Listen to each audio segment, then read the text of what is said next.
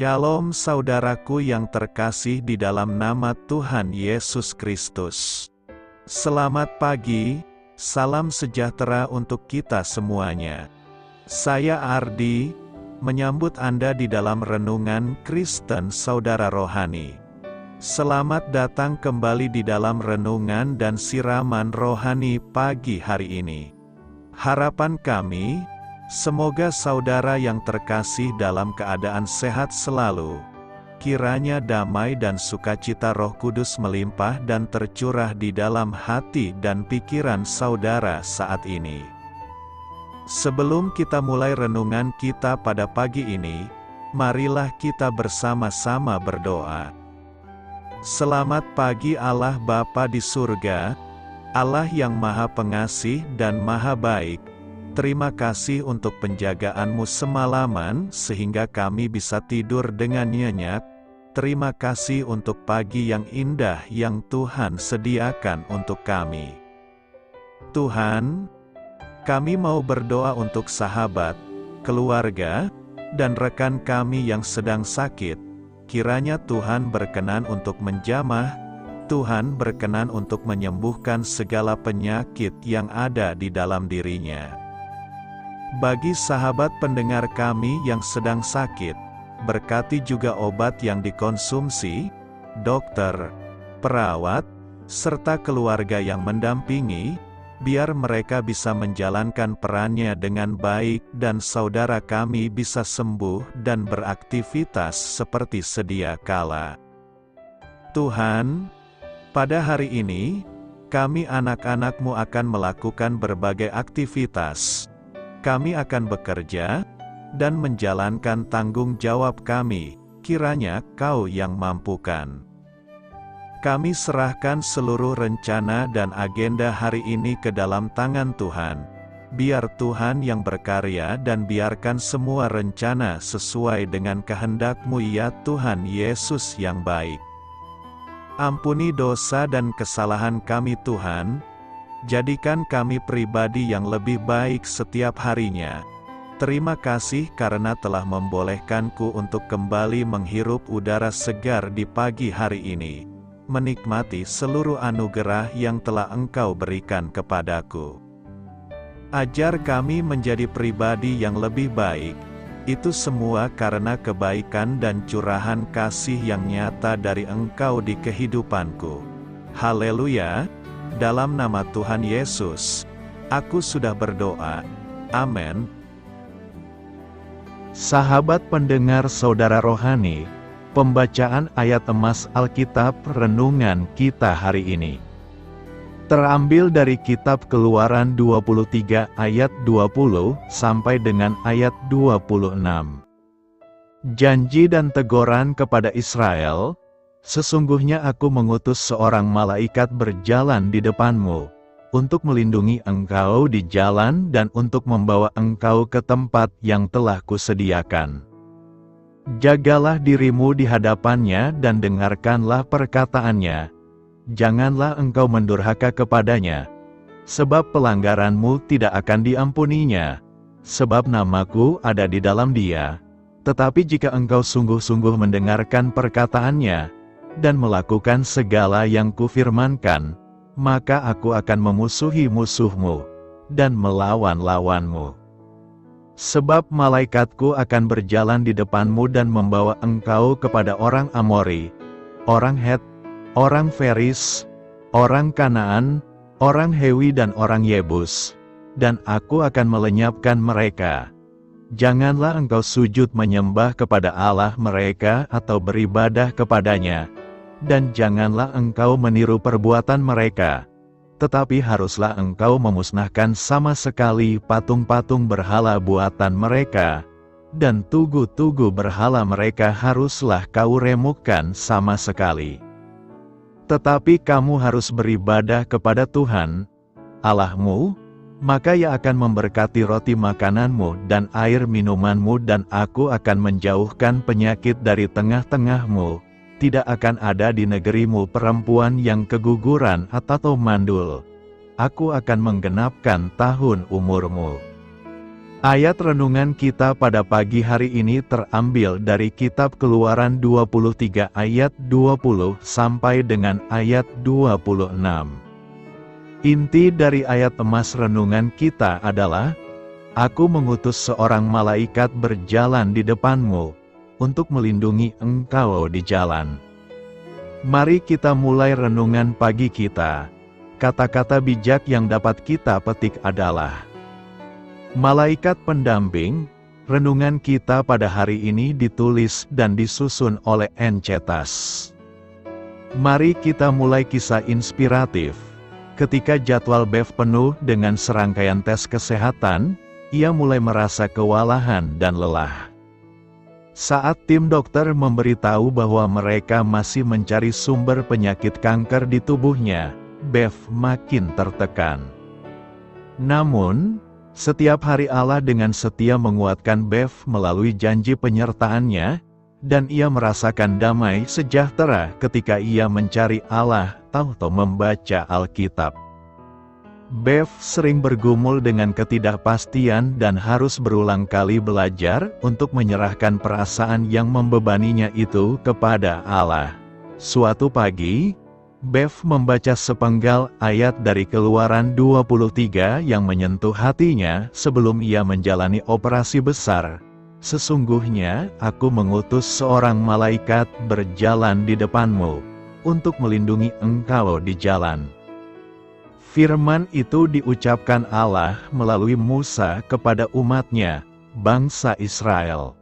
Allah sedang memberikan hukum-hukum untuk dijalankan umatnya dan memimpin mereka ke tanah baru yang Dia janjikan.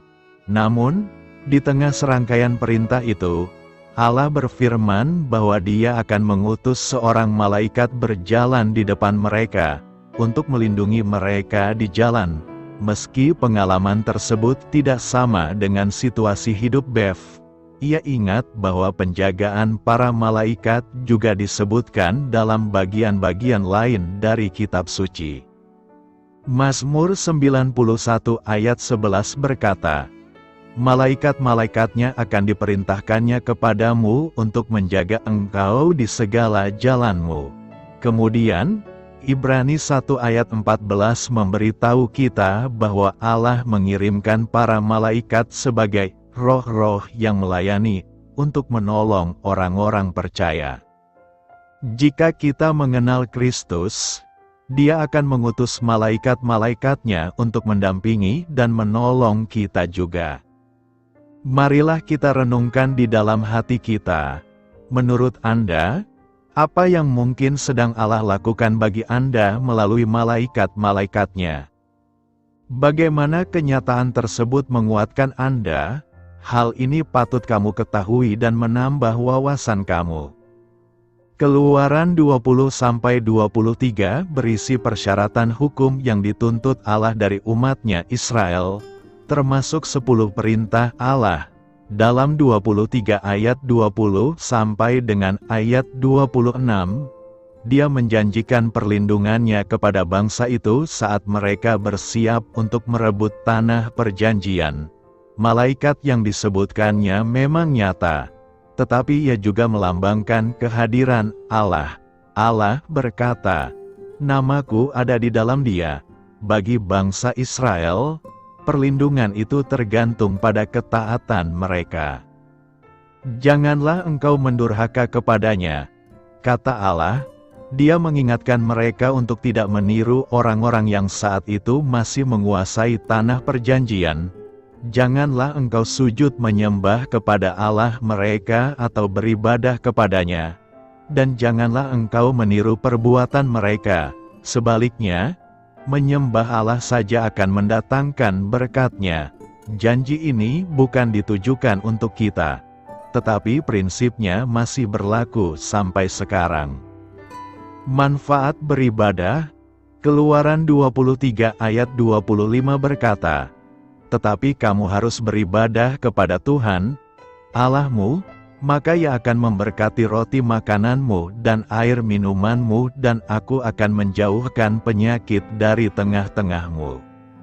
Ibadah merupakan terjemahan dari istilah Ibrani yang dalam Perjanjian Lama. yaitu avodah atau abodah. Kata ini serumpun dengan bahasa Arab yang kemudian diserap dalam bahasa Indonesia.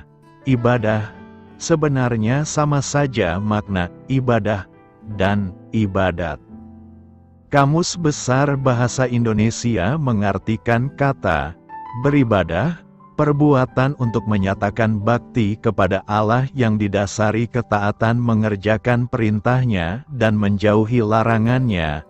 Acara ibadah kita diawali dengan doa, karena segala yang kita lakukan di dalam nama Tuhan Yesus, sambil mengucap syukur kepada Allah Bapa kita, juga disertai pujian di mana Allah hadir dan bersemayam, dan penyampaian firman Allah.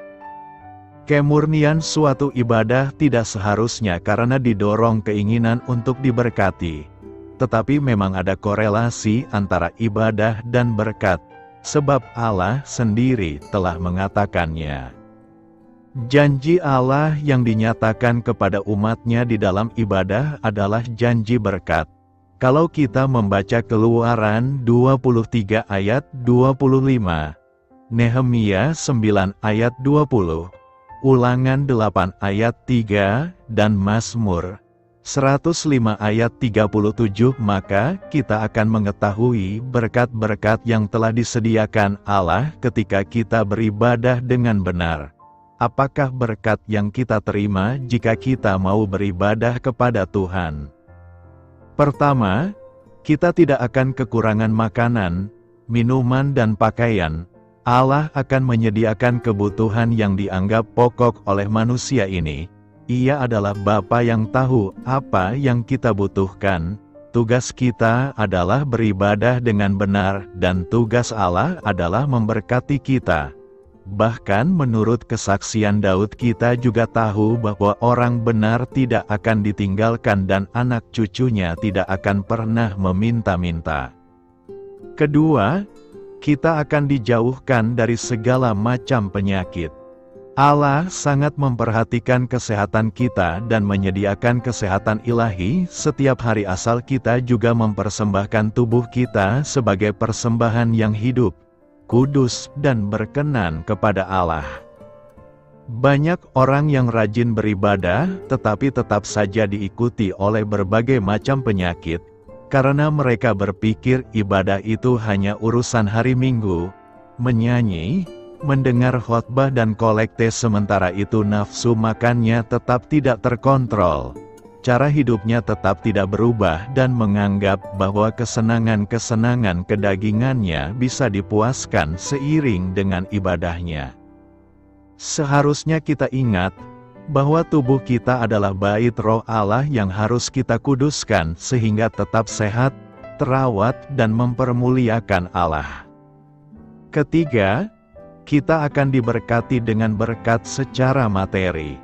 Ketika kita melakukan ibadah secara benar, maka sumber-sumber berkat dibukakan bagi kita. Bahkan Allah memerintahkan agar berkat-berkat kekayaan mengikuti perjalanan hidup kita. Meskipun demikian, bukan berarti selalu ada jalan pintas untuk mengatasi masalah-masalah keuangan kita.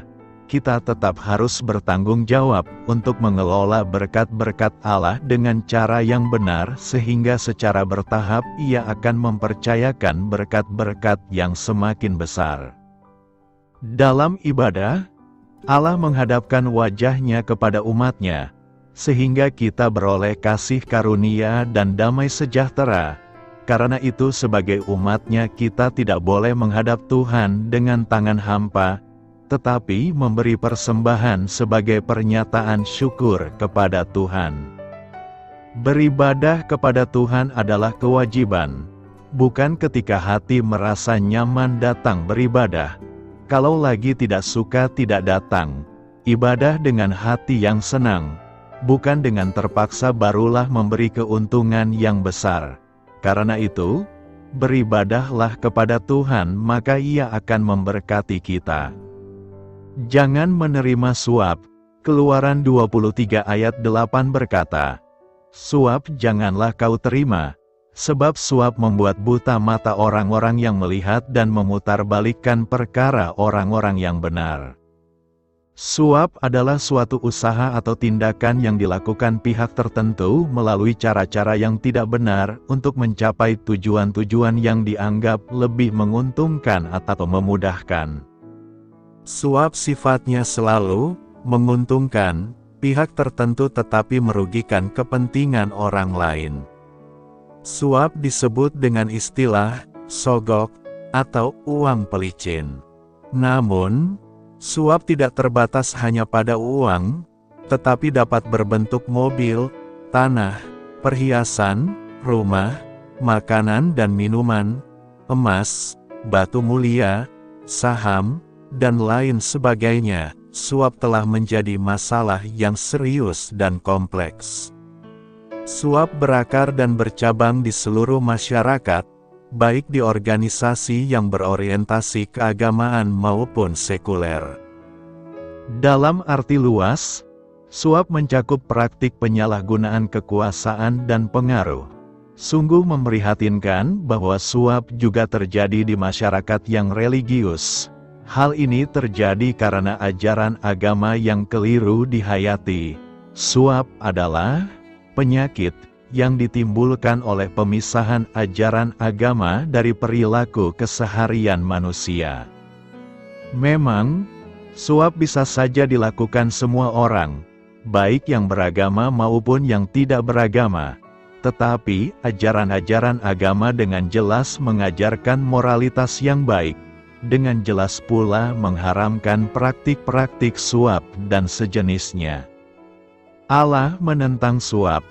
Ayat bacaan Keluaran 23 ayat 8 dengan tegas melarang praktik suap dan menggarisbawahi dua akibat dari suap, yaitu membuat buta mata orang-orang yang melihat dan memutarbalikkan perkara orang-orang yang benar. Tampaknya, larangan mempraktekkan suap merupakan tema penting dalam Alkitab. Secara etis teologis Allah mengingatkan dan memberikan peringatan bahwa sikap suap akan merusak tatanan moral yang baik dalam masyarakat. Misalnya, Ulangan 16 ayat 19 menyatakan, "Janganlah memutarbalikkan keadilan, janganlah memandang bulu dan janganlah menerima suap, sebab suap membuat buta mata orang-orang bijaksana dan memutarbalikkan perkataan orang-orang yang benar." Allah tidak hanya melarang tetapi Alkitab menunjukkan bahwa Allah itu anti suap, sebagaimana yang dinyatakan dalam Ulangan 10 ayat 17 berkata, "Sebab Tuhan, Allah mula Allah segala Allah dan Tuhan segala Tuhan, Allah yang besar, kuat dan dahsyat, yang tidak memandang bulu ataupun menerima suap." Dan Allah akan menghukum orang yang melakukan suap. Mengapa orang melakukan suap? Jika Allah begitu melarang praktik suap, lalu apa yang menyebabkan orang melakukan suap?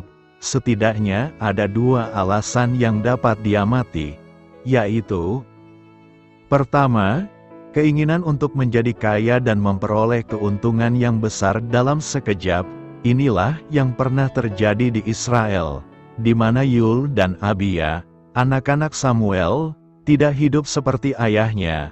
Mereka mengejar laba, menerima suap dan memutarbalikkan keadilan. Banyak orang ingin cepat kaya dan memiliki banyak harta benda, seperti rumah besar, mobil, dan perabot, serta pakaian mewah, dan lain sebagainya. Keinginan ini mendorong mereka untuk melakukan praktik suap. Kedua, kebiasaan atau gaya hidup yang salah dalam sebuah masyarakat. Hal ini dapat disebut sebagai budaya suap. Seseorang yang sejak lahir, balita, remaja dan dewasa bertumbuh dalam situasi masyarakat yang mempraktekkan suap sebagai hal yang biasa tidak lagi merasa bahwa suap adalah sesuatu yang tidak benar. Dengan kata lain, suap tidaklah suatu dosa. Paulus menyingkapkan bahwa cinta uang adalah motivasi di balik keinginan untuk menjadi kaya dengan menghalalkan segala cara, termasuk melalui praktik suap. Paulus mengingatkan, tetapi mereka yang ingin kaya terjatuh ke dalam pencobaan, ke dalam jerat dan ke dalam berbagai-bagai nafsu yang hampa dan yang mencelakakan, yang menenggelamkan manusia ke dalam keruntuhan dan kebinasaan. Karena itu, hindarilah hidup kita dari tindakan suap, karena itu tidak berkenan bagi Tuhan. Apakah ada malaikat di antara kita? Di sepanjang Alkitab, kita melihat berbagai kasus di mana malaikat berperan penting dalam penggenapan rencana Allah. Satu ayat menyiratkan kemungkinan bahwa ada malaikat di antara kita pada zaman ini. Jangan kamu lupa memberi tumpangan kepada orang, sebab dengan berbuat demikian beberapa orang dengan tidak diketahuinya telah menjamu malaikat-malaikat. Rujukan yang paling jelas adalah kasus Abraham, yang menerima tamu malaikat yang berwujud sebagai manusia. Ayat ini mungkin membuktikan bahwa ada malaikat yang berada di tengah kita, tetapi mungkin juga tidak, telah merupakan bentuk lampau, sehingga perjumpaan pada zaman ini tidak ditekankan secara khusus. Ada banyak sekali contoh perjumpaan malaikat dalam Alkitab, sehingga kita dapat yakin bahwa Allah menggunakan malaikat untuk menggenapi berbagai hal. Yang tidak kita ketahui betapa seringnya malaikat memperbolehkan dirinya diamati oleh manusia biasa. Berikut beberapa ulasan dasar mengenai malaikat menurut Alkitab. Malaikat menasehati orang, membantu orang, menyampaikan pesan pada orang, menyatakan diri dalam mimpi dan penglihatan, melindungi orang, dan membantu menggenapi rancangan Allah. Kita tahu bahwa Allah telah menciptakan malaikat, dan Ia melibatkan para malaikat dalam rancangannya.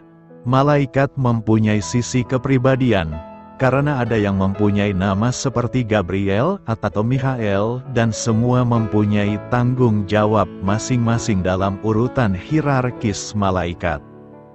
Akan tetapi, apa itu berarti mereka beraktivitas di tengah kita? Jika Allah memutuskan untuk menggunakan mereka dalam rancangan khususnya bagi kita, maka, tentu, mereka dapat berjalan di antara kita sambil memenuhi rancangan Allah. Malaikat dibahas baik dalam Kejadian maupun dalam Wahyu, dan mereka pun menyaksikan penciptaan dunia. Allah menggunakan malaikatnya sejak permulaan waktu dan akan terus menggunakan mereka sampai pada akhir zaman. Menurut Alkitab, adalah sangat mungkin bahwa banyak orang di zaman ini telah menjumpai atau melihat malaikat tanpa disadari. Jika malaikat beraktivitas di antara kita, hal itu dikarenakan sebuah tujuan yang telah diberikan oleh Allah. Alkitab juga menyebutkan bahwa para iblis juga mengelilingi bumi dengan tujuan untuk membinasakan. Setan dan pasukan iblisnya mungkin juga dapat menampakkan diri. Sama halnya dengan para malaikat kudus. Tujuan setan ialah menipu dan membunuh. Setan menyamar sebagai malaikat terang. Adalah penting untuk ditekankan, malaikat tidak boleh disembah atau dimuliakan. Mereka adalah sosok yang menggenapi kehendak Allah, dan mereka selalu menyebut diri sebagai hamba, sama seperti engkau dan saudara-saudaramu, para nabi dan semua mereka yang menuruti segala perkataan kitab ini. Baik kita mengalami perjumpaan dengan malaikat atau tidak, yang terpenting adalah mengalami keselamatan melalui Yesus Kristus. Ia jauh di atas segala manusia dan malaikat, dan Ia saja yang patut disembah. Hanya Engkau adalah Tuhan. Engkau telah menjadikan langit, ya langit segala langit dengan segala bala tentaranya, dan bumi dengan segala yang ada di atasnya, dan laut dengan segala yang ada di dalamnya. Engkau memberi hidup kepada semuanya itu, dan bala tentara langit sujud menyembah kepadamu. Apa yang diajarkan Keluaran 23 ayat 2 kepada kita tentang tidak mengikuti orang banyak?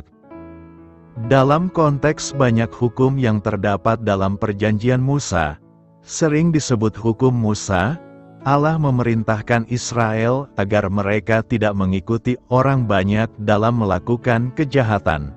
Ia menambahkan bahwa masyarakat tidak boleh mengubah kesaksian mereka untuk mengikuti jejak orang banyak dalam memutarbalikkan keadilan. Pendapat umum pada umumnya bukanlah pendapat Tuhan, dan Dia memperingatkan manusia agar tidak mengikuti kebijaksanaan orang banyak. Paulus membandingkan hikmat Allah dengan hikmat zaman, dengan menyadari bahwa manusia tidak mengenal Allah melalui hikmat orang banyak atau hikmat dunia. Tuhan tidak memilih orang-orang yang dunia anggap bijaksana, perkasa, atau mulia. Sebaliknya, Dia memilih orang-orang yang tidak dihargai oleh firman, supaya mereka bermegah karena Allah dan bukan karena diri mereka sendiri. Demikian pula, dalam suratnya kepada jemaat di Kolose, Paulus memperingatkan agar kita tidak terpikat oleh filsafat-filsafat populer, tradisi-tradisi, dan prinsip-prinsip dasar yang bukan berasal dari Kristus. Salomo membahas kontras semacam ini dalam konteks pemikiran di bawah matahari versus pemikiran di luar matahari. Ia menjelaskan bagaimana di bawah matahari tidak ada sesuatu pun yang memiliki makna abadi, dan bagaimana upaya dalam hidup hanya bersifat sementara dan pada akhirnya sia-sia. Di sisi lain, ketika seseorang menjalankan fungsi dasar kehidupan dengan mengenal Tuhan, akan ada sukacita dan kepuasan. Yesus juga tidak tinggal diam mengenai hal yang kontras ini. Ia menggambarkan bahwa ada jalan lebar yang diambil oleh banyak orang yang mengarah pada kehancuran. Di sisi lain, ada jalan sempit yang hanya ditempuh sedikit orang, dan jalan itu menuntun pada kehidupan. Tantangannya bagi kita adalah makhluk yang lebih memilih persetujuan orang-orang di sekitar kita. Tekanan teman sebaya adalah hal yang sangat kuat. Namun Alkitab menunjukkan kepada kita pentingnya untuk tidak mengikuti orang banyak, namun berusaha mengikuti apa yang benar di mata Tuhan. Seperti yang Paulus katakan, kita tidak boleh menjadi serupa dengan sistem dunia. Sebaliknya, kita harus diubahkan melalui pembaharuan pikiran kita melalui apa yang telah dikomunikasikan Allah dalam firman-Nya. Mengikuti orang banyak akan membuat kita mendapat masalah. Tekanan teman sebaya merupakan suatu godaan bagi manusia sehingga, bahkan sebagai bagian dari hukum Allah bagi Israel, yang diwahyukan melalui Musa, Allah memperingatkan umat tersebut agar tidak dipaksa untuk mengikuti orang banyak melakukan perbuatan salah. Tempat kudus bagi Allah. Kemah suci yang dibicarakan dalam pasal 26 adalah tempat kudus. Bukan karena bahan-bahan mahal yang dipakai, tetapi karena Allah berkenan diam di sana. Ada anggapan bahwa gereja, tempat ibadah orang Kristen, seharusnya seperti kemah yang bisa dipindah-pindah, bukan tempat permanen. Berdasarkan anggapan ini, pendirian gedung gereja yang megah dianggap sebagai melawan kehendak Allah. Anggapan semacam itu merupakan pandangan yang sempit, bahkan sesat. Sadarilah bahwa kemah suci dibangun saat bangsa Israel sedang dalam perjalanan menuju ke tanah Kanaan. Dalam perjalanan, tidak mungkin mereka mendirikan bangunan permanen sebagai tempat untuk menyembah Allah. Oleh karena itu, Allah sendiri yang menetapkan agar Musa memerintahkan bangsa Israel membangun kemah suci sebagai tempat bagi Allah untuk menyatakan dirinya kepada umat Israel. Pandangan keliru berikutnya adalah anggapan bahwa rumah Allah tidak boleh mahal. Jangan memboroskan uang untuk membangun rumah Allah. Pandangan semacam ini tidak tepat. Ingatlah bahwa kemah suci dibangun dengan bahan-bahan yang mahal, sehingga kemah suci jelas lebih mewah daripada kemah-kemah tempat tinggal umat Israel. Pada masa kini, wajar bila gedung gereja yang dibangun di tempat sederhana berupa rumah sederhana. Akan tetapi, merupakan ironi, sesuatu yang tidak semestinya terjadi, bila para anggota gereja berdiam di rumah-rumah mewah, sedangkan gedung gereja jauh lebih sederhana. Membangun gedung gereja yang pantas adalah ungkapan penghormatan yang wajar kepada Allah. Perlu diingat bahwa kekudusan rumah Allah tidak ditentukan oleh mahalnya bahan yang dipakai untuk membangun kemah suci, tetapi oleh kesediaan Allah menyertai umatnya.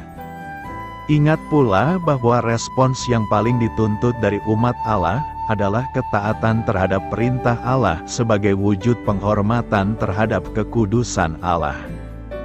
Musa harus membangun kemah suci berdasarkan contoh yang diberikan Allah. Tidak boleh secara sembarangan.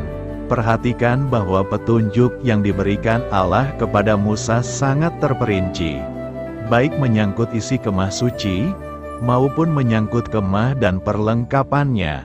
Apakah Anda bersedia menaati kehendak Allah sampai kepada hal-hal yang Anda anggap sebagai hal-hal kecil? Doa saya menyertai saudara sekalian. Marilah kita menyampaikan doa syafaat. Ya Allah, aku bersyukur, karena Engkau selalu dekat, dan Engkau juga mengutus malaikat-malaikatmu untuk menjaga kami, anak-anak-Mu. Amin. Sampaikan harapan dan permintaan saudara kepada Tuhan.